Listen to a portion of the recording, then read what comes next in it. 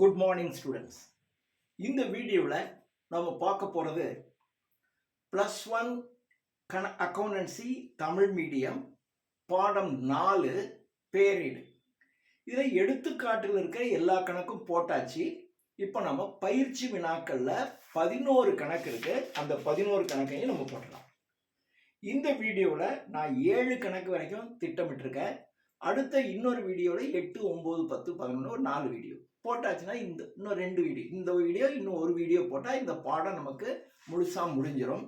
இப்போ நம்ம பயிற்சி வினா 1. இந்த பயிற்சி வினா 1ல் பின்வரும் நடவடிக்கைகளை குறிப்பேட்டில் பதிந்து பேரேட்டில் எழுதவும். குறிப்பேடு போடுங்க, அதுக்கப்புறம் இதை பேரேட்டுக்கு மாற்றி எழுதுங்க அப்படின்னு சொல்கிறான். வெறும் 3 டிரான்சாக்ஷன், 3 நடவடிக்கைகள் மட்டும்தான் கொடுத்துருக்கு. ரொம்ப எளிமையானது, உடனே போடலாம். 2016 ஜனவரி 1 ரொக்கத்துடன் தொழில் தொடங்கியது 10,000. இதற்கு முதல்ல குறிப்பேடு. 2016 ஜனவரி 1 ரொக்கத்துடன் தொழில் தொடங்கியது 10,000. ஒருத்தன் 10,000 முதல் போட்டு ஒரு தொழிலை தொடங்குறார். இதான் அர்த்தம். நாம கணக்கு எப்பொழுதுமே தொழிலுக்கு தான் கணக்கு எழுதுறோம். இதுதான் தொழில். இந்த தொழிலுக்கு ஒரு ஆளு 10,000 போட்டு இந்த தொழிலை தொடங்குறார். இவர் ஒரு முதலாளி, அவர் பேர் எதுவுமே கொடுக்கல. சரி, இப்ப இந்த தொழிலுக்கு பணம் வருதா போகுதா? தொழிலுக்கு 10,000 பணம் வருது. இப்போ வருவதை என்ன செய்யணும்? பற்று எழுதணும். என்ன வருது? ரொக்கம் வருது. அப்போ ஜனவரி 1 ரொக்கம் கணக்கு பற்று 10,000. இதை யாரு போடுறா? யாருன்னு போடல. அப்போ யாரு கொடுக்குறாங்களோ கொடுக்கிறவங்க கணக்க வரவெழுதணும். பெறுபவரை பற்றெழுது, கொடுப்பவரை வரவெழுது. அப்போ கொடுக்கிறவங்க எக்ஸ் கொடுத்துருக்காருன்னு வச்சுக்கோங்க, எக்ஸ் கணக்கு வரவு. ஆனா இந்த மாதிரி முதல் போட்டு தொழில் தொடங்குனா அதுக்கு என்ன பண்ணணும்? முதல் கணக்குன்னு ஒரு வார்த்தையை சேர்க்கணும் இல்லையா? அப்போ எக்ஸ் கொடுத்தாருன்னா எக்ஸ் முதல் கணக்கு, ஒய் கொடுத்தாருன்னா ஒய் முதல் கணக்கு, இசட் கொடுத்தாருன்னா இசட் முதல் கணக்கு. யாரு பேரும் கொடுக்கல, இப்ப வெறும் முதல் கணக்குன்னு போட்டா போதும். அப்போ ரொக்க கணக்கு பற்று முதல் கணக்கு வரவு 10,000. இது ஒண்ணு. அடுத்தது வங்கியில் செலுத்தியது 5,000. இது 5ஆம் தேதி.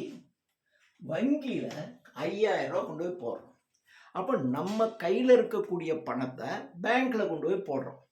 அப்போ என்ன ஆகும்? நம்ம பையில் இருக்கிற பணம் குறையும். இது வெளியில போகுது. இந்த பணத்தை யார் பெற்றுக்கொள்கிறார்? நீங்க பேங்க்ல கொண்டு போய் போட்டீங்கன்னா இந்த பணத்தை யார் வாங்கிக்கிறா? பேங்க் வாங்கிக்குது. அப்போ பெறுபவரை பற்றெழுது என்பது ரூல். இந்த பணம் 5,000 யார் வாங்குறா? வங்கி வாங்கிக்குது. அப்போ வங்கி கணக்கு பற்று. அப்போ வங்கி கணக்கு பற்று 5,000. இப்போ நம்ம கையை விட்டு என்ன போகுது? கேஷ். நம்ம கையில இருந்த ரொக்கம் பேங்க்குக்கு போயிடுச்சு. அப்போ நம்ம கையில இருந்த ரொக்கம் குறையுதா இல்லையா? அப்போ போவதை என்ன செய்யணும்? வரவெழுதணும். வருவதை பற்றெழுது, போவதை வரவெழுது. நம்ம கையில இருந்த 5,000 ரொக்கம் பேங்க்குக்கு போயிடுச்சு. அப்போ ரொக்க கணக்கு வரவு. ரொக்கம் வரவு 5,000.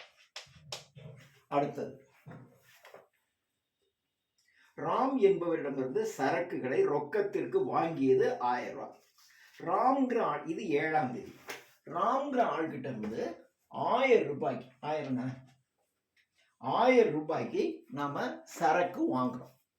இப்போ சரக்கு வாங்கும் போது என்ன வரும்? சரக்கு வரும், கையில காசு கொடுத்துடுறோம். அப்போ சரக்கை வாங்குறோம், கையில காசை கொடுத்துறோம். கையில காசை கொடுக்குறோம், சரக்கை வாங்குறோம். வருவதை பற்றெழுதணும். என்ன வருது? சரக்கு வருது. அப்போ சரக்கு கணக்கு பற்று, இது 7ஆம் தேதி. சரக்கு கணக்கு பற்று, கையில இருந்து காசு கொடுத்துடணும். அப்போ ரொக்கம் கணக்கு வரும் 1,000 ரூபாய். இப்படிதானே போடணும். ஆனா நீங்க விற்கிறதுக்காக ஒரு சரக்கு வாங்கினீங்கன்னா அந்த சரக்குக்கு என்னன்னு பேரு? கொள்முதல்னு பேரு. அதனால இந்த சரக்கு என்ற பெயரை கொள்முதல் என்று மாற்றிக்கொள்ளும். இப்போ கொள்முதல் கணக்கு பற்று, ரொக்க கணக்கு வரவு. ஸோ இதான் 3 தான் கொடுத்துருக்கான். இப்போ இந்த 3க்கும் பேரேடு திறக்க சொல்றான். இப்போ பேரேடு சின்னதா இருக்கிறதுனால இப்போ பாருங்க, ஒரு பேரேடு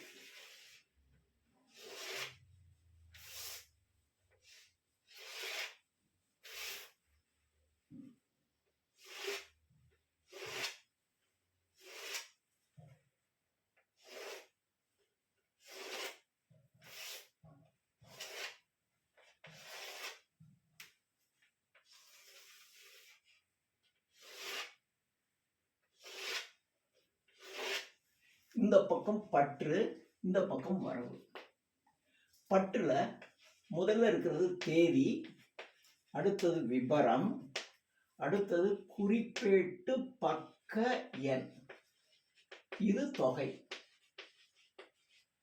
மறுபடியும் தேதி, விபரம், குறிப்பேட்டு பக்க எண், அடுத்தது தொகை.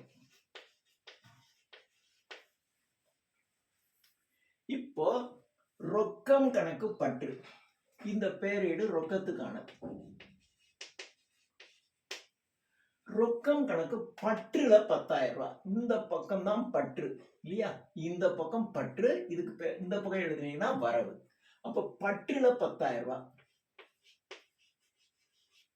பற்றில் தொகையை எடுத்தால் வரவில் என்ன கொடுத்துருக்கோ இதை இங்கே எழுதணும். முதல் என்ன தேதி? 1ஆம் தேதி 2016 ஜனவரி 1. அடுத்தது முதல், இது வரவுல இருக்கு. ஏன் எப்படி பாத்தீங்கன்னா, மறுபடியும் இத முதல்னு போட்டுட்டு இந்த கோடு போட்டு தேதி, விபரம், இதெல்லாம் எழுதணும். ஒன்னொன்னுக்கும் எழுதணும். ஆனா அதெல்லாம் எழுதுனா டைம் ஆயிடுங்கிறதுனால நான் என்ன பண்றேன், நான் இதுல எழுதுறேன். இப்படித்தான் எழுதணும். மறுபடியும் தேதி, விபரம், குறிப்பேட்டு பக்க எண், தொகை. மறுபடியும் இதுக்கு வரவு பக்கம் தேதி, இது பற்று பக்கம், இது வரவு பக்கம். தேதி, விபரம், குறிப்பேட்டு பக்க எண், தொகை. இப்படித்தான் எழுதணும். பட் இதுக்கெல்லாம் எழுதுனா ரொம்ப டைம் ஆகும். அப்படி எனக்கு போர்டு சின்னதா இருக்கிறதுனால, பெருசா இருக்குன்னா நம்ம பாட்டு எல்லாத்தையும் எழுதலாம், டைமும் அதிகமாகும். அடுத்தது சின்னதா இருக்கிறதுனால என்னால் ஒரு 2-3 தான் போட முடியும். அப்ப எல்லாத்தையும் அழிச்சிட்டு மறுபடியும் போடுற மாதிரி இருக்கும். அதுக்காக தான் நான் சுருக்கமா செய்யறேன். இப்ப பாருங்க, முதல் கணக்கு வரவுல 10,000. இப்ப முதலுக்கு வரவு சைடு 10,000. வரவில் தொகையை எடுத்தால் பற்றுல என்ன கொடுத்துருக்கோ இதை இங்கே எழுதணும். ரொக்கம். தேதி 2016 ஜனவரி 1. ஓகே. அடுத்தது வங்கி, பற்றுல 5,000. ரொக்கம் முதலுக்கு தான் இருக்கு, வங்கிக்கு இல்ல. அப்ப வங்கிக்கு ஒன்று ஓபன் பண்ணிக்கோ. இப்ப இது வங்கி. இதுக்கு மறுபடியும் இந்த மாதிரி நான் பேரை எடுத்துட்டா எனக்கு இடமும் போகும், டைமும் கூட எடுக்கும். இப்போ வங்கி பற்றுல 5,000. இது வங்கி பற்று பக்கம் 5,000. பற்றில் தொகையை எடுத்தால் என்ன செய்யணும், என்ன கொடுத்திருக்கு, ரொக்கம் கொடுத்திருக்கு, அதை இங்கே எழுதணும். ரொக்கம். என்ன தேதி? 5ஆம் தேதி. அப்போ 2016 ஜனவரி 5. இப்போ இது எழுதியாச்சு. அடுத்தது ரொக்கம் வரவுல 5,000. ஏற்கனவே ரொக்கம் இருக்கு, அதனால இதுல வரவுல 5,000 எழுதிக்கிறது. வரவுல 5,000. வரவில் தொகையை எடுத்தால் பற்றுல இங்க என்ன கொடுத்திருக்கோ இதை இங்கே எழுதணும். அப்போ வங்கி.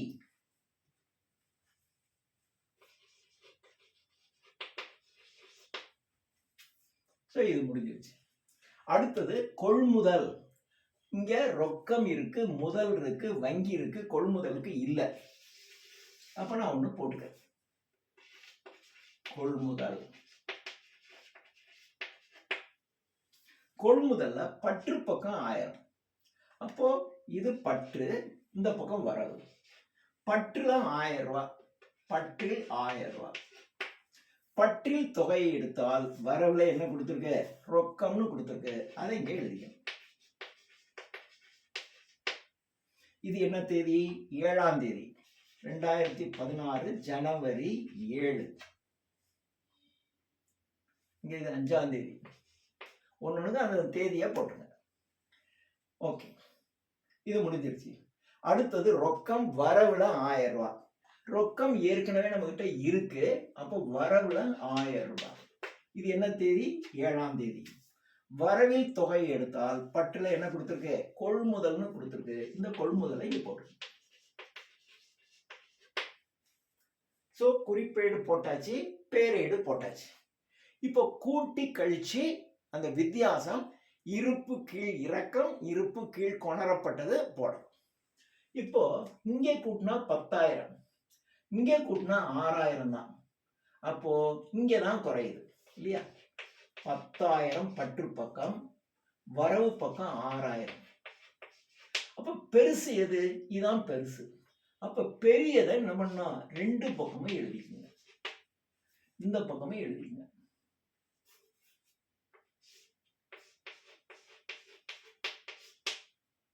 இந்த பக்கமா 10,000 ரூபாய். இப்ப 10,000த்துல 6,000 ரூபாய் போக மீதி எவ்வளவு இருக்கு? 4,000 ரூபாய். எங்க குறையுது? இந்த பக்கம் தான் குறையுது. அப்ப எந்த பக்கம் குறைவா இருக்கோ அந்த அமௌண்ட்டை இங்க போட்டுட்டு இதை என்ன செய்யணும்? இருப்பு கீழ் இறக்கப்பட்டது அப்படின்னு எழுதணும்.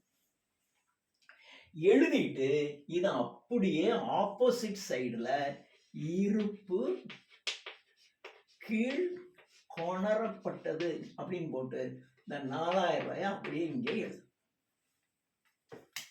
ஓகே, அடுத்தது இந்த பக்கம் 10,000.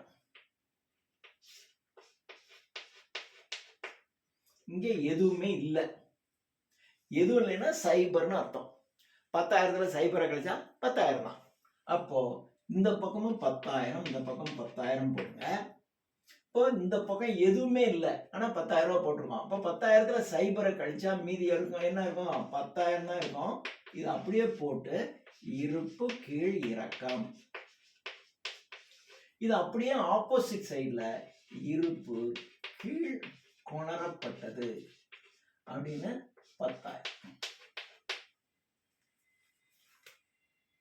அதே மாதிரி இங்க இந்த பக்கம் 5,000. இங்க எதுவுமே இல்லை. எதுவுமே இல்லைன்னா என்ன செய்யணும்? என்ன? அப்ப இங்க எதுவும் இல்லைன்னா என்ன அர்த்தம்? ஜீரோன்னு அர்த்தம். 5,000 இங்க இருக்கு, இங்க சைபர். 5,000 பெருசா சைபர் பெருசா? 5,000 தான் பெருசு. பெரிய அமௌண்ட்டை 2 பக்கமும் போட்டுங்க. பெரிய அமௌண்ட்டை 2 பக்கம் போட்டுங்க. 5,000 இங்க இருக்கு, இங்க சைபர் தான் இருக்கு. 5,000த்துல சைபரை கழிச்சா என்ன இருக்கும்? 5,000 தான் இருக்கும். அந்த 5,000 அப்படியே இங்க போட்டுங்க. போட்டு இருப்பு கீழ் இறக்கப்பட்டது. இது அப்படியே ஆப்போசிட் சைடுல இருப்பு கீழ் கொணரப்பட்டது 5,000. அதே மாதிரி இந்த பக்கம் இங்க 1000 இருக்கு, இங்க எதுவுமே இல்லை. எதுவும் இல்லைன்னா சைபர். 1000 பெருசா சைபர் பெருசா? 1000 தான் பெருசு. அந்த 1000த்தை 2 பக்கமும் போட்டுங்க. இருக்கிறதுல பெரிய அமௌண்ட்டை 2 பக்கம் போட்டுக்கிட்டு இங்க என்ன இருக்கு? சைபர். 1000த்துல சைபரை கழிச்சா என்ன வரும்? 1000 தான் வரும். அந்த 1000த்தை இங்க போட்டுங்க. இதுக்கு பேரு இருப்பு கீழ் இறக்கம். இருப்பு கீழ் இறக்கப்பட்டது. இது அப்படியே ஆப்போசிட் சைடுல கொண்டு வந்தீங்கன்னா இருப்பு கீழ் கொணரப்பட்டது 1000. இப்படித்தான் ஒரு கணக்கை நம்ம போடணும். இது எடுத்துக்காட்டு 1. ரொக்கம் 4,000, வங்கி 5,000, வங்கி 5,000, முதல் 10,000, கொள்முதல் 1000. இது எடுத்துக்காட்டு 1.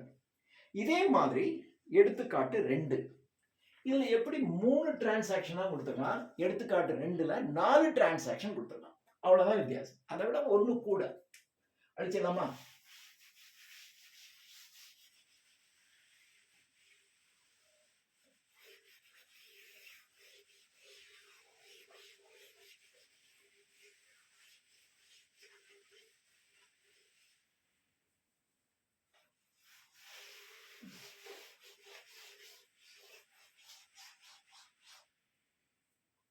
இப்போ எடுத்துக்காட்டு 2. இதுல தர்மா, இது 2017 ஆகஸ்ட் 1ஆம் தேதி. 2017 ஆகஸ்ட்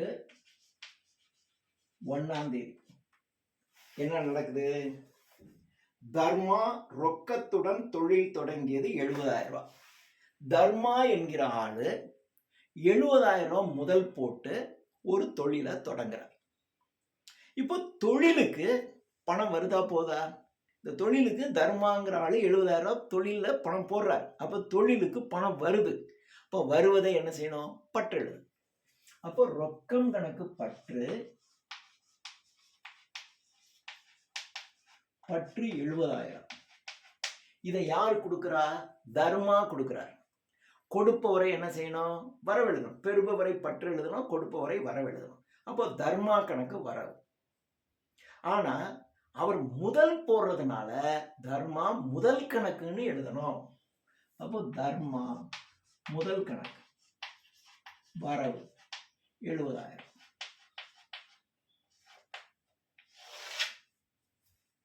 இது என்ன தேதி? ஆகஸ்ட் 1ஆம் தேதி நடக்கிறது. அடுத்தது 6ஆம் தேதி கணேசனிடமிருந்து பெற்ற ரொக்கம் 10,000. கணேசன் அப்படிங்கிறவர்கிட்ட இருந்து பணம் 10,000 ரூபாய் நீங்க வாங்குறீங்க. இப்ப பணம் வருதா போதா? கணேசன்ட்ட இருந்து பணம் வாங்குறோம் அப்படின்னா பணம் வருது. வருவதை என்ன செய்யணும்? பற்று எழுதணும். என்ன வருது? ரொக்கம் வருது. எனவே ரொக்க கணக்கு பற்று 10,000 ரூபாய். இதை யார் கொடுக்கிறா? கணேசன் என்பவர் கொடுக்கிறார். அப்போ பெறுபவரை பற்றெழுது, கொடுப்பவரை வரவெழுதணும். அப்போ கணேசன் கணக்கு வரவு 10,000. பற்றுக்கு பாப்போன்னு வரவுக்கு எதுவும் போடக்கூடாது. இது என்ன தேதி? 6ஆம் தேதி. அடுத்தது 10ஆம் தேதி வாடகை கொடுத்தது 3,000 ரூபாய். 3,000 ரூபாய் வாடகை கொடுக்குறீங்க. வாடகை என்பது செலவா வரவா? நஷ்டமா லாபமா? வாடகை கொடுக்குறீங்க அப்படின்னா செலவு. நீங்க வாடகை வாங்கிக்கிறீங்க, உங்களுக்கு நிறைய கட்டடம் இருக்கு, அதை இன்னொருத்தங்க வாடகை விட்டு அதுல இருந்து உங்களுக்கு பணம் வருது. வாடகை வாங்குனீங்கன்னா வருமானம், வாடகை கொடுத்தீங்கன்னா செலவு. செலவு நஷ்டத்தை என்ன செய்யணும்? பற்று எழுதணும். அப்போ வாடகை என்பது செலவு. எனவே வாடகை கணக்கு பற்று. வாடகை கணக்கு பற்று. வாடகை எப்படி கொடுக்குறீங்க? வாடகை கொடுத்ததுன்னு தான் சொல்றான். கொடுக்குறீங்க அப்படின்னா என்ன செய்யணும்? ரொக்கம் தான் கொடுத்துருப்பீங்க. அப்ப ரொக்க கணக்கு வரவு. வாடகை கணக்கு பற்று ரொக்கம் வரவு. எவ்வளவு தொகை? 3,000 ரூபாய் 10ஆம் தேதி. 10ஆம் தேதி. அடுத்தது ஆனந்திடமிருந்து பெற்ற கழிவு 5,000 ரூபாய். ஆனந்திடமிருந்து பெற்ற கழிவு. கழிவு அப்படின்னா கமிஷன் அப்படின்னு அர்த்தம். பெற்ற கழிவு எவ்வளவு? 5,000 ரூபாய் 20ஆம் தேதி. ஆனந்திடமிருந்து பெற்ற கழிவு 20ஆம் தேதி 5,000 ரூபாய். இப்ப கழிவுனா கமிஷன். கமிஷன் ஒருத்தருக்கு கொடுக்குறீங்கன்னு வச்சுங்க, அப்போ நமக்கு செலவு. ஆனா கமிஷன் வாங்குறீங்க, கமிஷன் வாங்குனீங்கன்னா அது நமக்கு வரவு இல்லையா? கமிஷன் வாங்குனீங்க அப்படின்னா, இப்ப நான் ஒரு வேலை செஞ்சிடறேன், அந்த ஆள் எனக்கு ஒரு 5,000 ரூபாய் கமிஷன் கொடுக்குறாரு.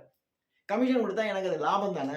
அப்போ லாபம். கமிஷன் கழிவு என்பது இந்த இடத்துல லாபம். அப்போ எவ்வளவு அமௌண்ட்? 5,000 ரூபாய். அப்போ கமிஷன் எப்படி வரும்? ரொக்கமா வரும். அப்போ ரொக்கம் கணக்கு பற்று,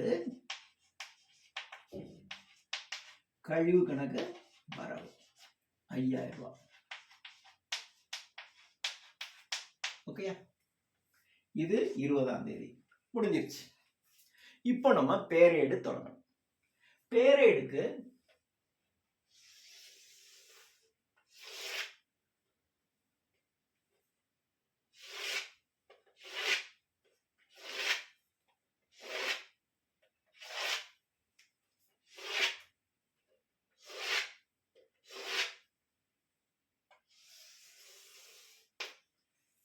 பற்று இந்த பக்கம் வரும். தேதி, விபரம், குறிப்பேட்டு பக்க எண், தொகை. தேதி, விபரம், குறிப்பேட்டு பக்க எண், தொகை. ரைட். இப்போ எடுத்தோடனே ரொக்கம் பற்றுல 70,000 ரூபாய். அப்போ இது ரொக்கத்திற்கான பேரேடு. ரொக்கம் பற்றுல 70,000. அப்போ பற்றுல 70,000 போட்டுக்கோங்க. என்ன தேதி? 2017 ஆகஸ்ட் 1ஆம் தேதி. ஓகே. பற்றில் தொகையை எடுத்தால் வரவில் என்ன கொடுத்துருக்கோ அதை இங்கே எழுதணும். அப்போ தர்மா முதல் கணக்கு. அடுத்தது வரவுல 70,000 ரூபாய் கொடுத்துருக்கு. அப்போ இது என்னது? தர்மா முதல். அப்போ தர்மா முதல்னு ஒண்ணு நீங்க ஆரம்பிக்கணும். தர்மா முதல். இது என்ன பண்ணிருக்கு? வரவுல 70,000. அப்போ வரவுல 70,000. வரவில் தொகையை எடுத்தால் பட்டுல என்ன கொடுத்திருக்கோ அதை இங்கே எழுதணும். ரொக்கம். இது என்ன தேதி? இதுவும் 2017 ஆகஸ்ட் 1ஆம் தேதி. அடுத்தது ரொக்கம் பற்று பக்கம் 10,000. அப்போ ரொக்கம் பற்று பக்கம் 10,000. பற்றில் தொகையை எடுத்தால் என்ன போட்டிருக்கு? கணேசன் போட்டிருக்கு. கணேசன். இது என்ன தேதி? 6ஆம் தேதி. அடுத்தது கணேசன் கணக்கு வரவு. கணேசன் ஒண்ணு இல்ல. அப்போ கணேசனுக்கு ஒண்ணு ஓபன் பண்ணிக்கணும். கணேசன். கணேசன் கணக்கு வரவுல 10,000. வரவுல 10,000. வரவில் தொகையை எடுத்தால் என்ன கொடுத்திருக்க? ரொக்கம்னு கொடுத்திருக்க. அப்ப ரொக்கம்னு எழுதிக்கணும். Okay, right. அடுத்தது வாடகை. வாடகைன்னு ஒண்ணு இல்ல. அப்ப வாடகைக்கு ஒண்ணு ஓபன் பண்ணுங்க.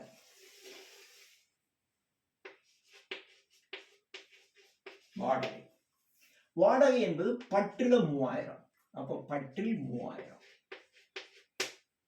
பற்றில் தொகை எடுத்தால் வரவுல என்ன கொடுத்திருக்க? ரொக்கம்னு கொடுத்திருக்க. அந்த ரொக்கம்னு இங்க எழுதிக்கணும். இது என்ன தேதி? 10ஆம் தேதி. 2017 ஆகஸ்ட் 10. அதே மாதிரி இது என்ன தேதி? கணேசன் 6ஆம் தேதி. 2017 ஆகஸ்ட் 6ஆம் தேதி. சோ இப்போ வாடகை போட்டாச்சு.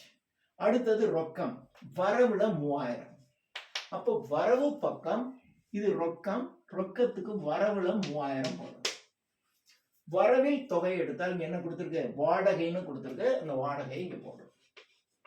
இது என்ன தேதி? 10ஆம் தேதி. 2017 ஆகஸ்ட் 10ஆம் தேதி. அடுத்தது ரொக்கம் பற்றுல 5000 போட்டிருக்கு. ரொக்கம் பற்றுல 5000. பற்றில் தொகையை எடுத்தால் என்ன கொடுத்திருக்க? கழிவு. கழிவு கணக்கு வரவு. இது என்ன தேதி? 20ஆம் தேதி. அடுத்தது கழிவு வரவுல இருக்கு. அப்ப இன்னொன்னு ஓபன் பண்ணிக்கணும்.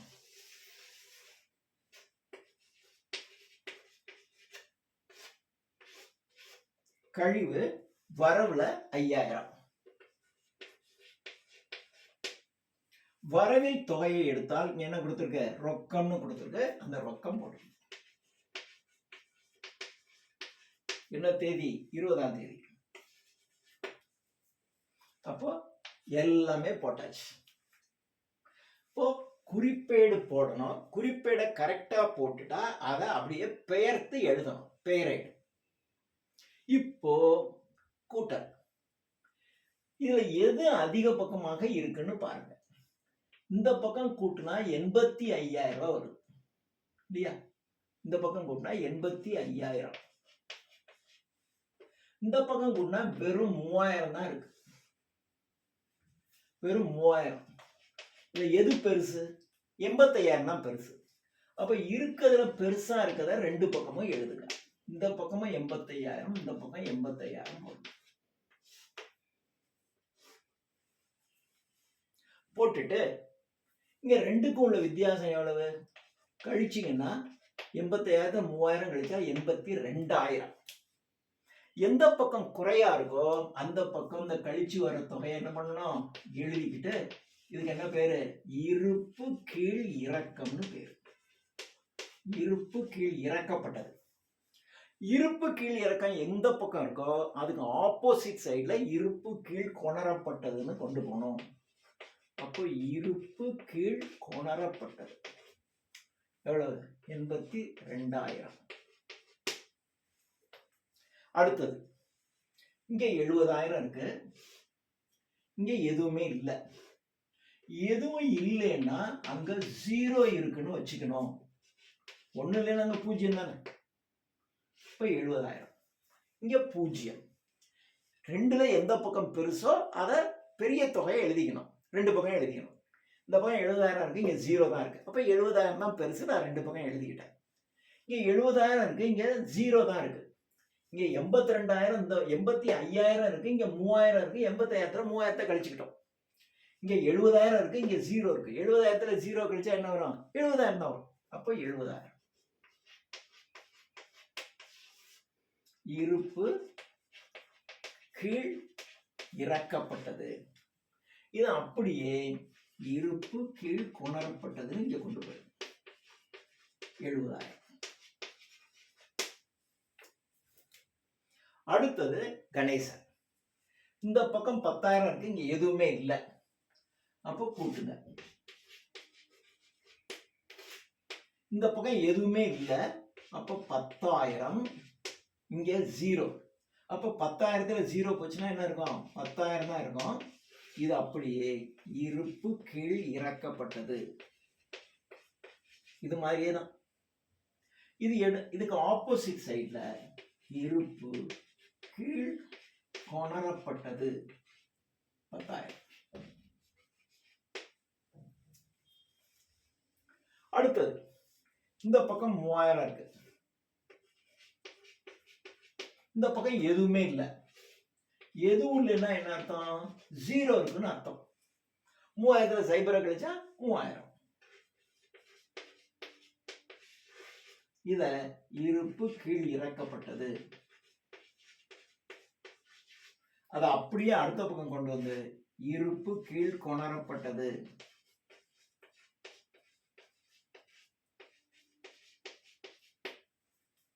அடுத்தது கழிவு. இந்த பக்கம் 5,000, இந்த பக்கம் எதுவுமே இல்லை. அப்ப ரெண்டு பக்கமும் பெருசா இருக்கிறது 5,000 தான் இருக்கு. அதை எழுதிக்கங்க. இங்க எதுவுமே இல்லை. அப்ப இந்த 5,000 தான் அப்படியே எழுதிக்கலாம். எழுதிக்கிட்டு இருப்பு கீழ் இறக்கப்பட்டது. அப்படியே ஆப்போசிட் சைட்ல இருப்பு கீழ் கொணரப்பட்டது.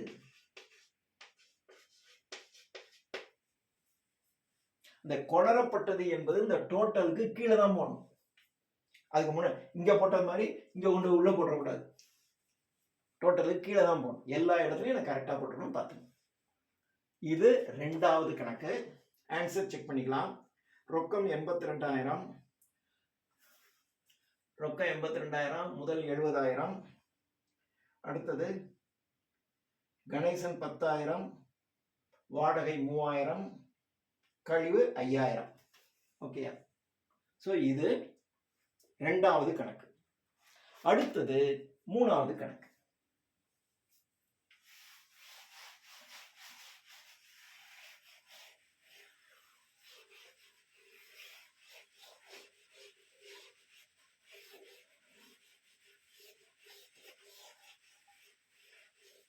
அடுத்தது மூணாவது கணக்கு.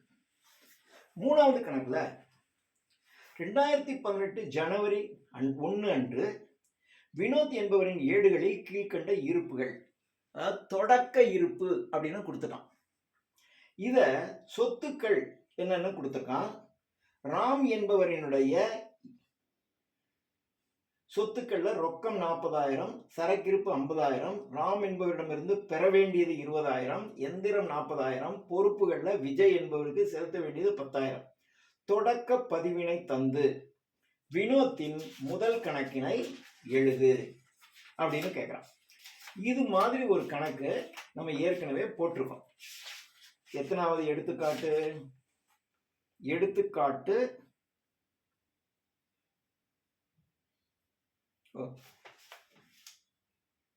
தொடக்க பதிவினை தந்து வினோத்தின் முதல் கணக்கில் எடுத்து எழுதவும். இப்ப இதனுடைய தொடக்க பதிவு. இப்ப இதுல சொத்துக்கள்னு கொடுக்கலாம்.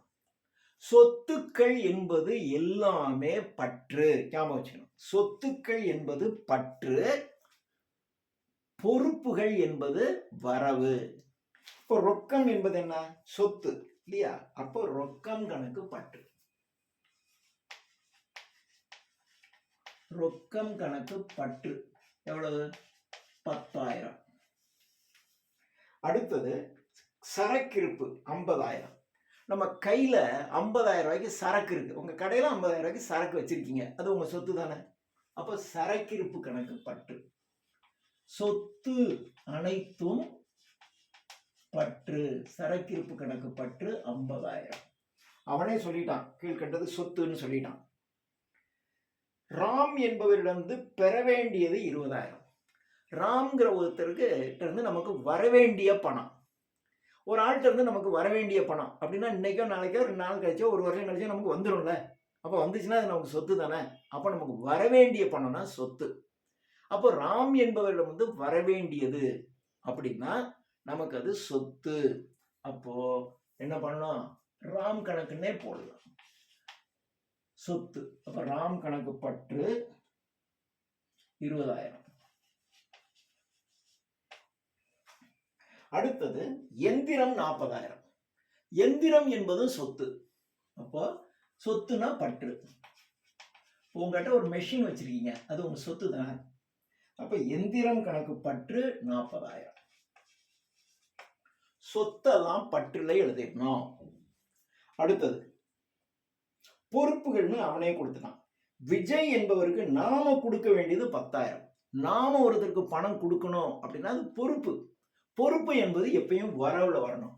அப்ப விஜய் கணக்கு வரவு 10,000. அவ்வளவுதான் கொடுத்துருக்கான் இல்லையா? இப்போ வினோத்தின் முதல் கணக்கை எடுத்து எழுது அப்படின்னு சொல்ற. இப்ப பாருங்க, இந்த பக்கம் கூட்டுனா 10,000, 50,000, 60,000, 80,000, 120. பற்றும் வரவு எப்பொழுதும் சமமா தான் இருக்கணும் இல்லையா? ஆனா இங்க பற்றுல 1,20,000 இருக்கு. ஆனா இங்க வெறும் 10,000 தான் இருக்கு. அப்ப பற்றுல எவ்வளவு, வரவுல எவ்வளவு குறையுது? 1,10,000 குறையுது. அப்போ 1,10,000 குறையுதுன்னா இதுதான் அவருடைய முதல் கணக்கு. ஞாபகம் வச்சுக்கணும். இதுதான் அவருடைய முதல் கணக்கு. அதாவது இவ்வளவு சொத்து வச்சிருக்காரு, இவ்வளவு கடன் வச்சிருக்கு, இவ்வளவுதான் கொடுக்கணும். அப்ப மீதி இருக்கிறதா அவர் போட்ட முதல் தானே. ஸோ 1,10,000 அவருடைய முதல். இப்ப நமக்கு என்ன கேட்கிறான்? முதல் கணக்கு போடு அப்படின்னு கேட்கறான். வேற எந்த பேரேடும் கேட்கல, முதல் கணக்கு மட்டும்தான் கேட்கறான். அப்ப முதலுக்கு மட்டும் ஒரு பேரேடு போட்டா போதும்.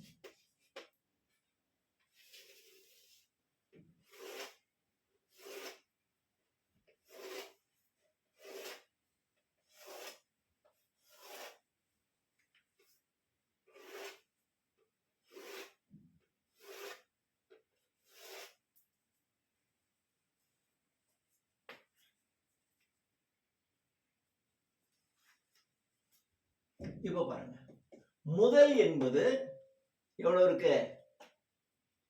இப்போ இதெல்லாம் பற்று. இப்ப முதல்ல இது எங்க இருக்கு? வரவுல இருக்கு. அப்போ வரவுல இதெல்லாம் பற்று பாருங்க. இது என்ன தேதி? ரொக்கம் முதல் கணக்கு வரவு, ரொக்கம் பற்று.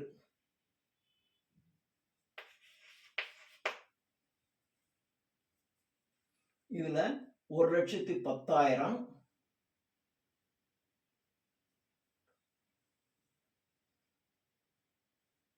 ஓகே, இப்ப பாருங்க. இப்போ முதல் என்பது வரவுல 1,10,000. அப்போ வரவுல 1,10,000. அப்போ வரவில் தொகை எடுத்தா நீங்க என்ன செய்யணும்? பற்றுல இருக்கிறதெல்லாம் இங்க கொண்டு வந்து எழுதணும்ல. அப்ப என்ன பண்ணணும்னா ரொக்கம் 10,000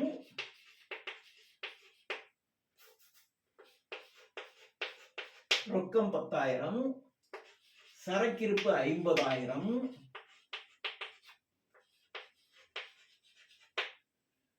ராம் 20,000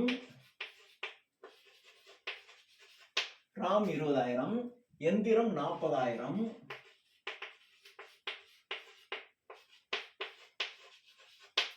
அதாவது வரவில், அதாவது முதல் என்பது வரவு. வரவுல நீங்க தொகை எழுதணும்னா பற்றுல இருக்கிறது எல்லாத்தையும் எழுதணும். பற்றுல 1 இருந்தா அப்படியே எழுதிடலாம். ஆனா பற்றுல என்ன இருக்கு? 4 இருக்கு. அப்ப அப்படியே எழுதிருங்க இல்லையா? இந்த பக்கம் கூட்டினா எவ்வளவு வருது? 1,20,000.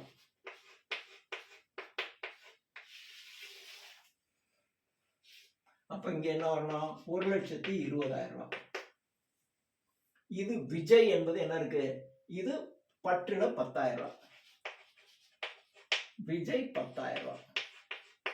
இப்போ இதெல்லாம், அதாவது இப்ப விஜய் என்பது வரவுல இருக்கு. அப்போ வரவுல இருக்கு அப்படின்னா வரவில் எழுதணும்னா நீ என்ன செய்யணும்? பற்றை தான் இங்க கொண்டு வந்து எழுதணும். அப்போ 10,000. அப்போ 1,20,000 இது 10,000 போயிடுச்சுன்னா 1,10,000 இவருடைய முதல்.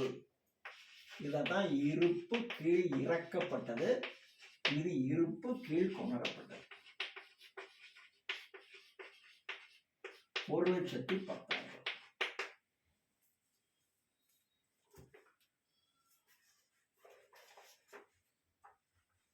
அதாவது நீங்க ரொக்கம்னு எழுதுனீங்கன்னா ரொக்கத்தை வந்து பற்றில் எழுதுவோம். ஆனா முதல்னு எழுதுறதுனால நம்ம என்ன செஞ்சிடலாம்? இங்க கொண்டு வந்து எழுதிருங்க. சோ முதல்னு எழுதுறதுனால இதெல்லாம் பற்று பக்கம் வந்துடும், இதெல்லாம் வரவு பக்கம் வந்துடும், இது ரெண்டும் பற்று பக்கம் வந்துடும். 1,10,000.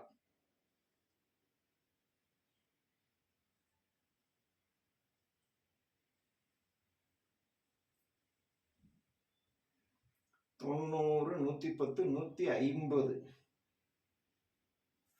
கவனிங்க. 10, 60, 80, 10,000. ரொக்கம் 40,000. சாரி, ரொக்கம் 40,000. மூணாவது கணக்கு ரொக்கம் 40,000. அப்போ 40,000னா 50, 40, 90, 110, 150. அப்போ அவருடைய முதல் 1,40,000. 1,40,000 இப்படி போடணும்.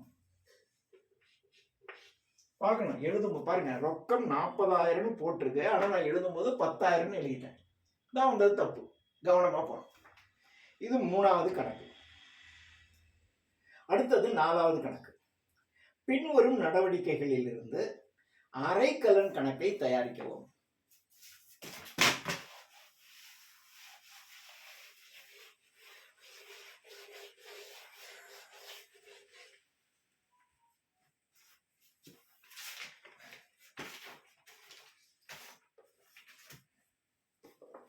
பின்வரும் நடவடிக்கைகளில் இருந்து அரைக்கலன் கணக்கை தயாரிக்கவும். அரைக்கலன் மட்டும்தான் கேட்கணும்.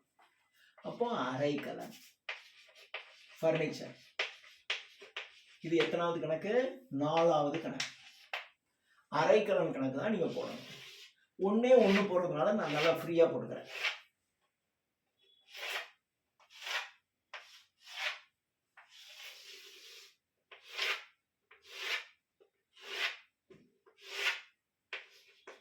தேதி, விபரம், குறிப்பேட்டு பக்க எண் தொகை தேதி விபரம் குறிப்பேட்டு பக்க எண் தொகை. இந்த பக்கம் பற்று, இந்த பக்கம் வரவு. இப்ப அரைக்கலனுக்கு மட்டும்தான் கேட்கிறான். இப்ப அரைக்கலன் எங்க வருதுன்னு பார்த்து பற்றுனா பற்றுல போடணும், வரவுனா வரவுல போடணும். இப்ப பாருங்க, கையில் உள்ள அரைக்கலன் 2000 ரூபாய். இது 2016 ஜனவரி 1. 2016 ஜனவரி 1ஆம் தேதி கையில இருக்கக்கூடிய அரைக்கலன் 2000 ரூபாய். அரைக்கலன் கையில இருக்கு. அப்ப ஏற்கனவே இருப்பு இருக்கு. அரைக்கலன் என்பது என்ன? பர்னிச்சர், நம்ம சொத்து தானே. உங்க வீட்டில் 2 டேபிள் இருக்கு அப்படின்னா உங்க வீட்டு சொத்து. அது யாரும் கேட்டா கொடுப்போமா? இது எங்கது? அப்ப நம்ம வீட்டு காசு, நம்ம வீட்டு பொருள், நம்முடைய சொத்து அது. அப்ப அரைக்கலன் என்பது சொத்து. சொத்துனா என்ன செய்யணும்? பற்றுல இருக்கணும். அப்போ அரைக்கலன் கணக்கு பற்று. பற்று பக்கம் 2000 ரூபாய். இது ஏற்கனவே கையில இருக்கிறது, அதனால இதற்கு இருப்பு கீழ்கொணரப்பட்டது. ஏற்கனவே இருப்பு 2000 ரூபாய். அடுத்தது, அரைக்கலன் ரொக்கத்திற்கு வாங்கியது 4000 ரூபாய். ரொக்கத்திற்கு வாங்குறீங்க. இப்ப வாங்கும் போது அரைக்கலன் வருமா போகுமா? காசு கொடுக்குறோம், காசு போகுது. காசை கொடுத்துட்டு அரைக்கலன் வாங்குறீங்க. அப்ப அரைக்கலன் நமக்கு வருது. வருவதை என்ன செய்யணும்? பற்று எழுதணும். அரைக்கலன் வருது, அதனால அரைக்கலன் கணக்கு பற்று. அப்ப அரைக்கலன் கணக்கு பற்று 4000 ரூபாய். 4000 ரூபாய். இது எப்படி வாங்குறீங்க? ரொக்கம் கொடுத்து வாங்குறீங்க. எனவே இந்த ரொக்கம். இது என்ன தேதி? இதுவும் 1ஆம் தேதி தான். 30ஆம் தேதி அரைக்கலன் விற்றது. 30ஆம் தேதி அரைக்கலன் விற்றது 400 ரூபாய். அதான் உங்க வீட்டில் இருக்க பர்னிச்சர் டேமேஜா போச்சு, இது வேணான்னு வித்துறீங்க. பழசு விற்கும் போது எவ்வளவு விற்கிறீங்க? 400 ரூபாய்க்கு விற்கிறீங்க. இப்போ உங்க பழைய பர்னிச்சரை நீங்க விற்கும் போது உங்க கையில இருந்து பர்னிச்சர் போகும், 400 ரூபாய் காசு வரும். அப்போ ரொக்கம் பற்று, வருவதை பற்று எழுதணும். ரொக்கம் வருது, ரொக்கம் பற்று. உங்க கையை விட்டு என்ன போகுது? உங்களுடைய பர்னிச்சர் அரைக்கலன் வெளியே போகுது. போவதை என்ன செய்யணும்? வரவு எழுதணும். ரொக்கம் பற்று அரைக்கலன் வரவு. நமக்கு அரைக்கலன் தான் தேவை. அரைக்கலன் எங்க இருக்கு? வரவு. அப்போ வரவு பக்கம் 400 ரூபாய். என்னன்னு எழுதணும்? ரொக்கம். என்ன தேதி? 30ஆம் தேதி. இதான் முடிஞ்சிருச்சு. இப்போ கூட்டுங்க. இந்த பக்கம் கூட்டுனா 6000 ரூபாய். இந்த பக்கம் இருக்கா?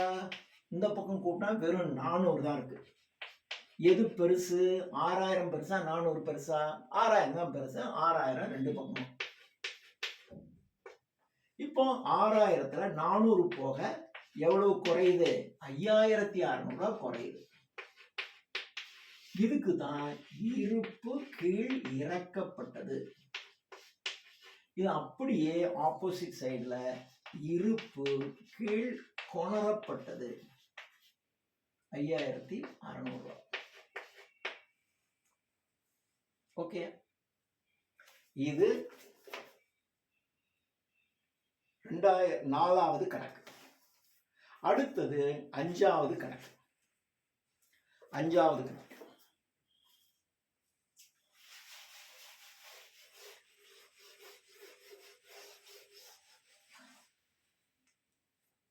அஞ்சாவது கணக்கு என்ன சொல்றாங்கன்னா, ஏப்ரல் 1 அன்று குமரன் என்பவரது ஏடுகளில் பின்வரும் இருப்புகள் இருக்கு. இது கிட்டத்தட்ட 3வது கணக்கு மாதிரி தான் சொல்றான். ரொக்கம் 1,00,000, சரக்கிருப்பு 40,000, ரோஹித் என்பவரிடமிருந்து தொகை வரவேண்டியது 10,000, அரைக்கலன் 10,000. பொறுப்புகள்ல அனுஷ் என்பவருக்கு செலுத்த வேண்டிய தொகை 40,000. குமரன் முதல் கணக்கு 1,20,000. மேலே கொடுக்கப்பட்டுள்ள தொடக்க பதிவுகளை பேரேட்டில் எடுத்து எழுது. இதெல்லாம் பேரேட்டு பண்ணு அப்படின்றான்.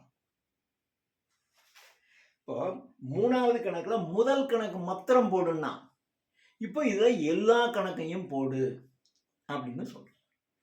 இப்போ ரொக்கம்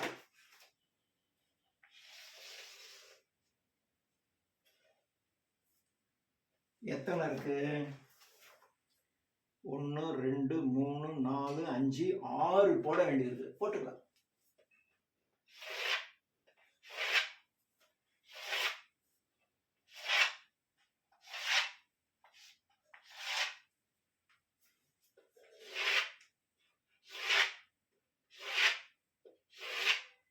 இந்த பக்கம் பற்று, இந்த பக்கம் வரவு.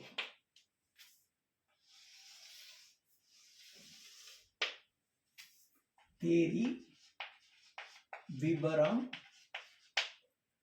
குறிப்பேட்டு பக்க எண், தொகை. தேதி, விபரம், குறிப்பேட்டு பக்க எண், தொகை. இப்போ முதல் எடுத்த உடனே என்ன சொல்றான்? ரொக்கம் 10,000, 1 லட்சம். அப்போ ரொக்கம் இது எவ்வளவு கொடுத்துருக்கு? இது வந்து சொத்து. சொத்து அப்படின்னாவே பற்றுல தான் இருக்கணும். அப்போ பற்றில் 1 லட்சம்.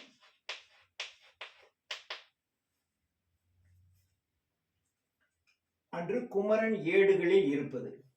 இப்போ 1 லட்சம் ரூபாய் இருக்கு. இது யாருடையது? குமரனுடைய. சரி, 1 லட்சம் ரூபாய். அப்ப இது என்ன இருக்கணும்? குமரன் முதல் கணக்கு.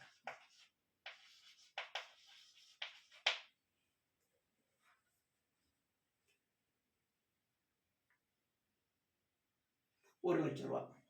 அடுத்தது என்ன இருக்கு? சரக்கிருப்பு 40,000.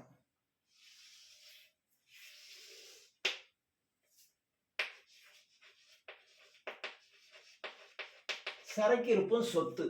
சொத்துனா பற்று பக்கம் 40,000. குமரன் முதல். எல்லாம் என்ன தேதி? 2017 ஏப்ரல் 1 அன்று. 2017 ஏப்ரல் 1 1ஆம் தேதி. இதுவும் க்ளோஸ் பண்ணிடுவோம். சரக்கிருப்பு. அடுத்தது என்ன கொடுத்தோம்னா, ரோஹித் என்பவரிடம் தொகை வரவேண்டியது. அப்ப ரோஹித் கணக்கு. ரோஹித் என்பவரிடம் வரவேண்டியது 10,000 ரூபாய். நமக்கு வரவேண்டிய பணம் நம்முடைய சொத்து. அப்போ குமரன் முதல்.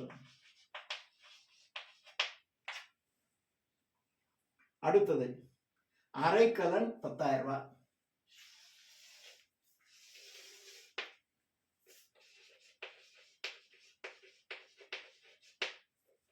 அரைக்கலன் 10,000 ரூபாய். அரைக்கலன் என்பது நம்முடைய சொத்து. அப்போ குமரன் முதல்.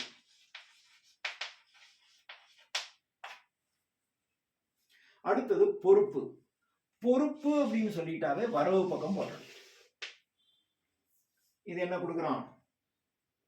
அனுஷ் என்பவருக்கு நாமம் கொடுக்க வேண்டியது. இது அனுஷ் கணக்கு. அப்போ பொறுப்பு என்றால் வரவு. அனுஷ் என்பவருக்கு செலுத்த வேண்டிய தொகை 40,000.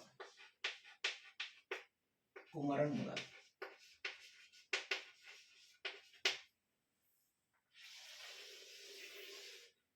கடைசியில குமரன் முதல் கணக்கு 1,20,000.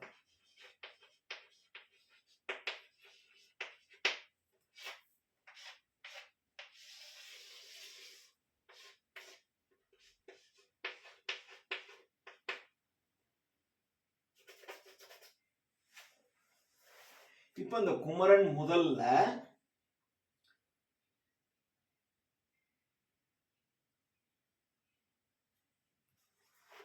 இப்ப என்ன பண்ணணும்னா, குமரன் முதல்ல பேரேடு அப்படின்னாக்க நம்ம என்ன பண்ணிருக்கலாம்? பேசாம குமரன் முதல் கணக்கு பேரேடு மாத்திரம் நம்ம போட்டிருந்திருக்கலாம். அதுதான் சரியா இருந்திருக்கும். இப்படிதான் நீங்க போடணும். ஆனா இப்ப இதை குமரன் முதல்னு நீங்க போட்டீங்கன்னா இதுல என்ன செய்யணும் அப்படின்னு கேட்டீங்கன்னா, இதுல இந்த சொத்து ரொக்கம் 1 லட்சம்.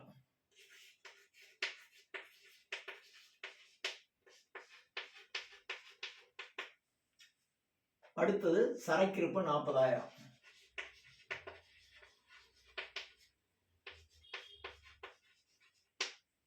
அடுத்தது ரோஹித் 10,000.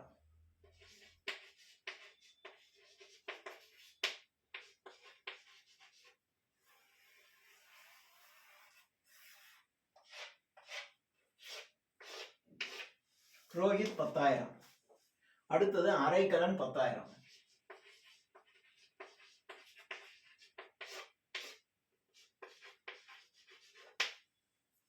அடுத்து அனுஷ் 40,000.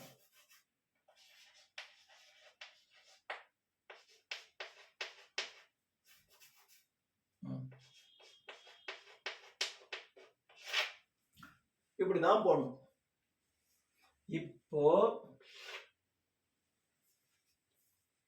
இப்போ பாருங்க, ரெண்டு பக்கம் க்ளோஸ் பண்ணுங்க. இங்க என்ன வரும்? 1,00,000. அப்போ அங்க இருப்பு கீழ் இறக்கப்பட்டது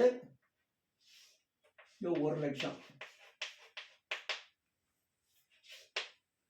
இங்கேயும் 1,00,000. இருப்பு கீழ் இறக்கப்பட்டது. இது அப்படியே இங்க கொண்டு வந்தீங்கன்னா இருப்பு கீழ் கொணரப்பட்டது.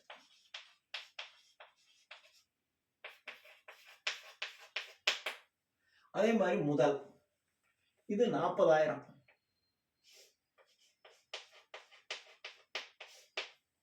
இதுவும் 40,000.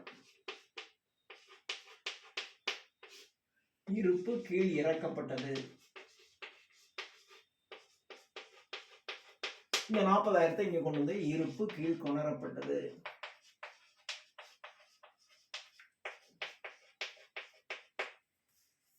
அடுத்து இதை க்ளோஸ் பண்ணீங்கன்னா 10,000. இங்க எதுவும் இல்லை, 10,000 போட்டு அப்படியே இருப்பு கீழ் இறக்கப்பட்டது.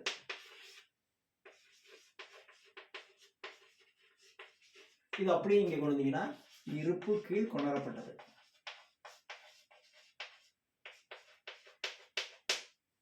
அடுத்தது இது ஒரு அரைக்கலன் 10,000.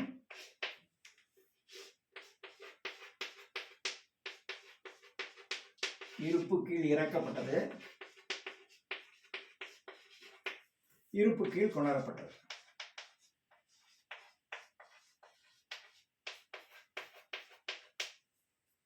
இந்த பக்கம் எடுத்துக்கிட்டீங்கன்னா இது 40,000. இங்க 40,000 இருப்பு கீழ் இறக்கப்பட்டது.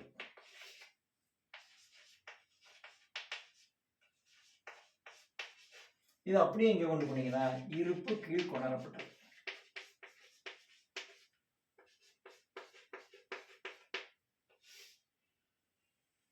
இப்ப இங்க எடுத்தீங்கன்னா இங்க 1,60,000 வருது. இங்க 1,60,000 இங்க 40,000 தான் இருக்கு. அப்ப மீதி எவ்வளவு இருக்கு? 1,20,000. இதான் இருப்பு கீழ் கொணரப்பட்டது, கீழ் இறக்கப்பட்டது. இது அப்படியே இங்க கொண்டு போனீங்கன்னா இருப்பு கீழ் கொணரப்பட்டது 1,20,000. இப்படிதான் போடும். அவன் கொடுத்துட்டு எல்லாத்துக்கும் பேரேடு போடு அப்படிங்கிறான். இப்ப பாருங்க, ரொக்கம் 1,00,000, சரக்கு இருப்பு 40,000. அந்த இருப்பு கீழ் கொணரப்பட்டது மாத்திரம் பாத்தீங்கன்னா சரியா இருக்கும். இருப்பு கீழ் கொணரப்பட்டது எந்த பக்கம் இருக்கோ அதுதான் இங்க ஆன்சர்ல கொடுத்துருப்பான். ரொக்க கணக்குன்னு போட்டு 1,00,000 பற்று கீழ் கொணரப்பட்டதான் பார்க்கணும், கீழ் கொணரப்பட்டதான் பார்க்கணும். அடுத்தது இது ஒரு 40,000. அடுத்தது இது ஒரு 10,000. அடுத்தது அரைக்கலன் 10,000. இங்க கீழ் கொணரப்பட்டதான் பார்க்கணும். அடுத்தது அனுஷ் கணக்கு வரவுல 40,000 கீழ் கொணரப்பட்டது. அடுத்தது இவருடைய குமரன் முதல் கணக்கு 1,20,000 அங்க வரவுன்னு கொடுத்தோம்னா வரவுல. கீழ் கொணரப்பட்டது எந்த பக்கம் இருக்கு? பற்றுனா பற்று, வரவுனா வரவு. அதுதான் ஆன்சர். கொணரப்பட்டதான் ஆன்சர், இறக்கப்பட்டது ஆன்சர் இல்லை. ஸோ இது 5வது கணக்கு. இப்போ 6வது கணக்கு. 6வது கணக்கு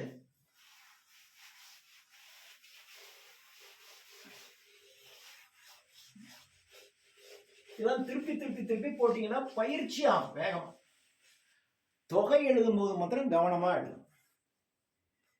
குறிப்பேட்டு பதிவுகளை தந்து ரொக்க கணக்கில் எடுத்து எழுது. அதாவது ரொக்கத்துடன் தொழில் தொடங்கியது 1,10,000. இது என்ன கணக்கு? 6வது கணக்கு 2016 ஜூன்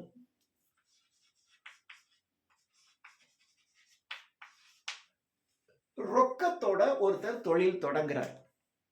அப்போ தொழிலுக்கு ரொக்கம் வருது. அப்போ ரொக்கம் கணக்கு பற்று, ரொக்கம் கணக்கு பற்று, தொழில் தொடங்குற பேரை போட்டு முதல்னு போடணும். பேர் இல்லை, அதனால நான் வெறும் முதல்னு போட்டுக்கிட்டேன். 1,10,000 ரூபாய்.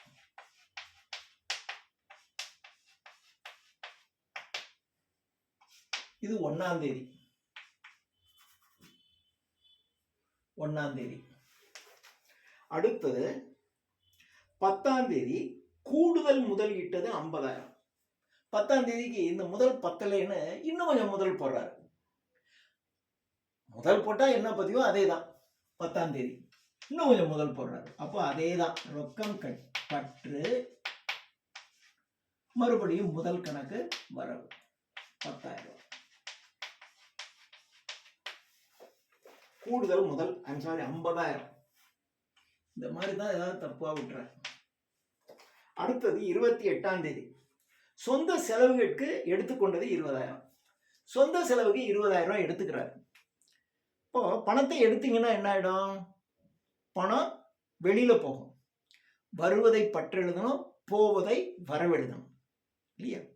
அப்போ போவதை வரவெழுதணும். ரொக்கம் போகுது, அப்போ ரொக்க கணக்கு வரவு. எவ்வளவு அமௌண்ட்? 20,000. இப்போ முதலாளி தொழில கொண்டு வந்து பணத்தை போடுறாருன்னு வச்சுங்க. அப்போ முதல் கணக்கு வரவு. இப்போ போட்ட முதல்ல இருந்து அவர் கொஞ்சம் எடுத்துக்கிறாருன்னு வச்சுங்க. இப்ப நான் பணத்தை போடுறேன், வரவு என் பேர்ல வரவு. இப்ப எனக்கு அவசர செலவு, கொஞ்சம் அதுல இருந்து பணத்தை எடுத்துக்கிறேன். அப்ப எடுக்கும்போது என்ன ஆயிடும்? நான் போடும்போது வரவு, அப்ப எடுக்கும்போது பட்டு இல்லையா? போடும்போது முதல் போட்டன கணக்கு வரவு, அதுல இருந்து பணத்தை எடுத்தீங்கன்னா எடுத்துக்கிடும் போது முதல் கணக்கு வரவு. ஆனா நீங்க அதுல போட்டீங்கன்னா முதல்னு பேரு. அதே எடுக்கும் போது அதுக்கு முதல்னு பேர் கிடையாது, எடுப்புன்னு பேரு. முதலாளி பணத்தை போடுறாருன்னா முதல் கணக்கு, அவர் போட்ட பணத்துல கொஞ்சத்தை எடுத்துக்கிறாருன்னா அதுக்கு பேரு எடுப்பு கணக்குன்னு பேரு. போடும்போது முதல் கணக்கு வரவு, எடுக்கும் போது எடுப்பு கணக்கு பற்று. சரிதான். இது எத்தனாம் தேதி? 28ஆம் தேதி. இப்ப நமக்கு என்ன கேட்டிருக்கான்? குறிப்பேட்டு பதிவுகளை தந்து கொடுத்தாச்சு. ரொக்க கணக்கை தயாரின்றான். அப்ப ரொக்க கணக்கு மட்டும்தான் நமக்கு வேலை. அப்ப ரொக்கம்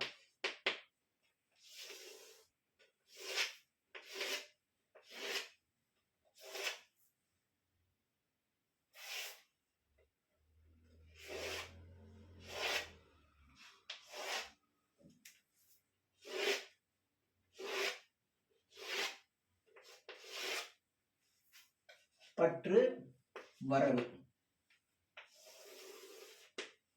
தேதி,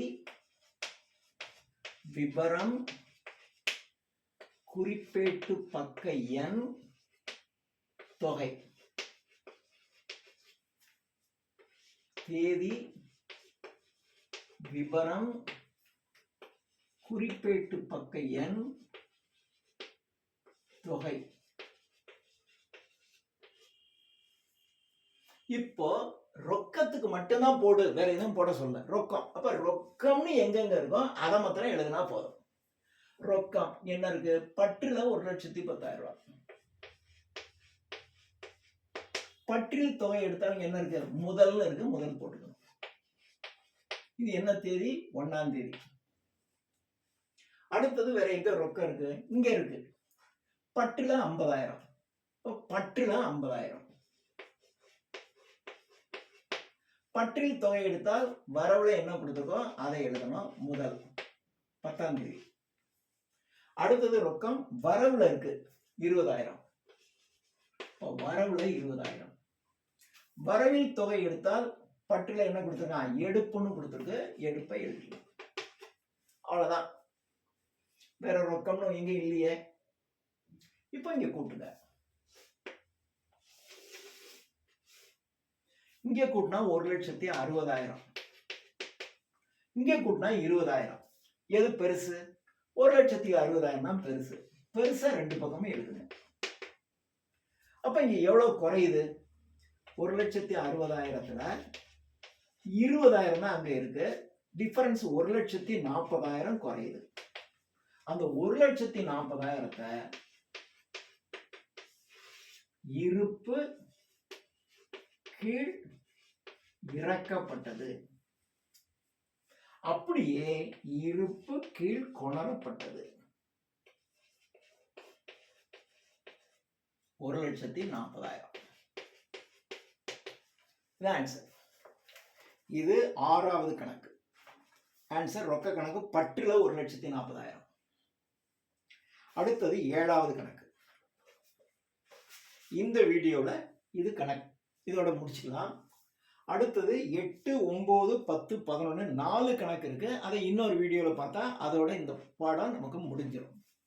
இப்போ நான் அடிச்சிடறேன்.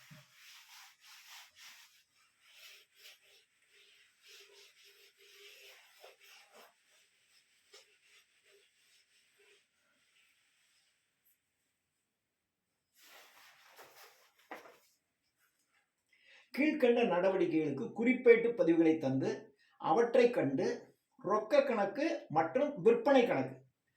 இப்போ போனதுல வெறும் ரொக்க கணக்கு மொத்தம் தயாரினா, இப்போ ரொக்க கணக்கு விற்பனை கணக்கு 2 மட்டும் தயாரின்னு சொல்றோம். 2 ஒன்று தான் கிட்டத்தட்ட. இப்போ 7வது கணக்கு 2017 அக்டோபர் 10ஆம் தேதி. 2017 அக்டோபர் 10ஆம் தேதி குறிப்பேடு மாத்திரம். சரக்குகள் விற்பனை செய்யப்பட்டு காசோலையும் பெறப்பட்டது, ஆனால் அதனை வங்கியில் செலுத்தவில்லை. 32,000 ரூபாய்க்கு சரக்கு வித்திருக்கீங்க. சரக்கு உங்க கையை விட்டு போயிடுச்சு. அதுக்கு பதிலாக என்ன வந்துருச்சு? காசோலை வந்துருச்சு.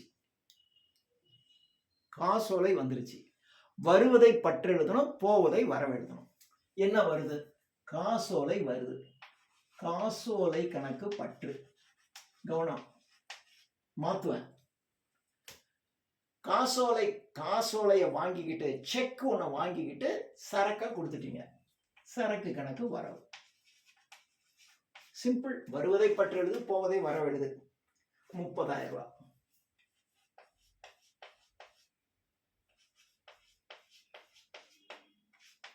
பத்தாம் தேதி. சரி, இப்போ காசோலை வந்துருச்சுட்டான். காசோலைங்கிற செக்குங்கிறது ஒரு பேப்பர், அவ்வளவுதானே. ஆனா அந்த பேப்பரினுடைய மதிப்பு எவ்வளவு? 30,000 ரூபாய் மதிப்புடைய காசு. அது ஒருத்தர் செக்கு நம்ம கொடுத்துறாரு 30,000. இதை கொண்டு போய் பேங்க்ல கொடுத்தீங்கன்னா 30,000 ரூபாய் பணம் கொடுத்துருவாங்கல்ல. ஆனா அவன் என்ன சொல்றான்? செக்கை வாங்கிட்டீங்க, ஆனா இன்னும் பேங்க்குக்கு போல. அப்ப பேங்க்குக்கு போல அப்படின்னா அது உங்ககிட்ட தானே இருக்கு. அது 30,000 ரூபாய் காசுக்கு சமானம், அப்படிதானே. அதனால இதை என்ன பண்ணணும்? ரொக்கம்னு போட்டுக்கணும். என்ன பண்ணும்? ரொக்கம்னு போட்டுக்கணும்.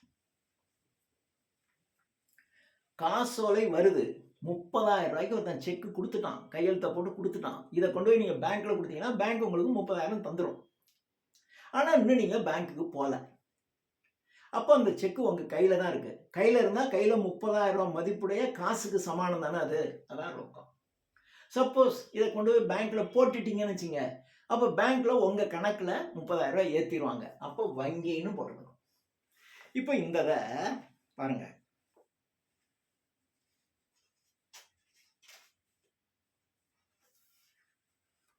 இப்போ பாருங்க.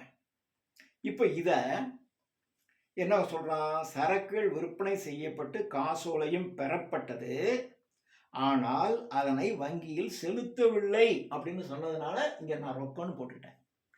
அந்த காசோலை வங்கியில் செலுத்தப்பட்டது அப்படின்னு சொல்லியிருந்தான்னா இங்க ரொக்கம்னு போட மாட்டேன், வங்கின்னு போட்டிருப்பேன். ஏன்னா அந்த பணம் பேங்க்குக்கு போயிடுச்சு. பேங்க்ல தான் இருக்கு அந்த காசு. மறுபடியும் வேணா ஏடிஎம் மூலமா நீங்க எடுத்துக்கலாம். பேங்க்ல தான் ஆனா அந்த பணம் இருக்கு. இப்ப இன்னும் நீங்க பேங்க்குக்கு போகலைன்னு சொல்றான். அந்த காசோலையை நீங்க வங்கிக்கு கொண்டு போகல. அப்ப அது உங்க கையில தான் இருக்கு. உங்க கையில இருக்குன்னா உங்க கையில இருக்கிற 30,000 ரூபாய் காசுக்கு சமானம். அதனாலதான் ரொக்கம். ஓகேயா? 1. அடுத்தது, கோபி என்பவருக்கு கடனாக விற்ற சரக்கு 12,000. கோபி என்பவருக்கு 12,000 ரூபாய்க்கு சரக்கு விற்கிறீங்க, இன்னும் காசு வாங்கல. அப்போ நீங்க சரக்கு உங்க கையை விட்டு போகுது. இதை யார் பெற்றுக்கொள்கிறார்? கோபி பெற்றுக்கொள்கிறார். அப்போ கோபி கணக்கு பற்று உங்க கையில இருந்து சரக்கு போகுது. இப்ப பாருங்க, முதல்ல நம்ம திருத்தணும். இது சரக்கு விற்பனை செய்யப்பட்டிருக்குன்னு சொல்லியிருக்கான். அப்ப அதுக்கு விற்பனை. இங்கேயும் அதே மாதிரி தான். கோபிக்கு நீங்க சரக்கு விற்கிறீங்க, கோபிக்கு அதை பெற்றுக்கொள்கிறார். பெற்றுக்கொள்பவர் கணக்கை பற்று எழுதணும். சரக்கை விற்கிறதுனால அதுக்கு பேர் என்ன பேரு? விற்பனை வரவு. இது எவ்வளவு அமௌண்ட்? 12,000 ரூபாய். இது என்ன தேதி? இது 14ஆம் தேதி. அடுத்து 20ஆம் தேதி கோபியிடமிருந்து ரொக்கம் பெற்றது 12,000 ரூபாய். இப்போ கோபியிட்ட இருந்து 12,000 ரூபாய் பணம் வருது. வருவதை என்ன செய்யணும்? பற்று எழுதணும். 12,000 ரூபாய் ரொக்கம் வருது, அதனால ரொக்க கணக்கு பற்று 12,000 ரூபாய். அதான் நீங்க சரக்கு வித்தீங்க, அவன் காசு கொடுத்துட்டான். 14ஆம் தேதி நீங்க கொடுத்தீங்க, இப்ப 20ஆம் தேதி அவன் காசு கொடுத்துட்டான். ரொக்க கணக்கு பற்று. இந்த காசு யார் கொடுத்தா? கோபி கொடுக்கிறார். பெறுபவரை பற்று எழுது, கொடுப்பவரை வரவு எழுதணும். அப்ப கோபி கணக்கு வரவு 12,000 ரூபாய். இதுதான் குறிப்பேட்டு பதிவு. இப்போ அவன் என்ன சொல்றான்? இதுக்கு முன்னால எல்லாத்துக்கும் பேரேடு போடுவோம்னா, போன கணக்குல ரொக்கத்துக்கு மாத்திரம் பேரேடுன்னு சொன்னான். இதுல 7வது கணக்குல ரொக்க கணக்கு மற்றும் விற்பனை கணக்கு ஆகியவற்றை தயாரிக்கவும். ரொக்க கணக்கு விற்பனை கணக்கு 2 மட்டும் தயாரி அப்படின்னு சொல்றான். இப்ப பாருங்க, கோடு போடுங்க. ரொக்கத்திற்கு ஒரு கோடு,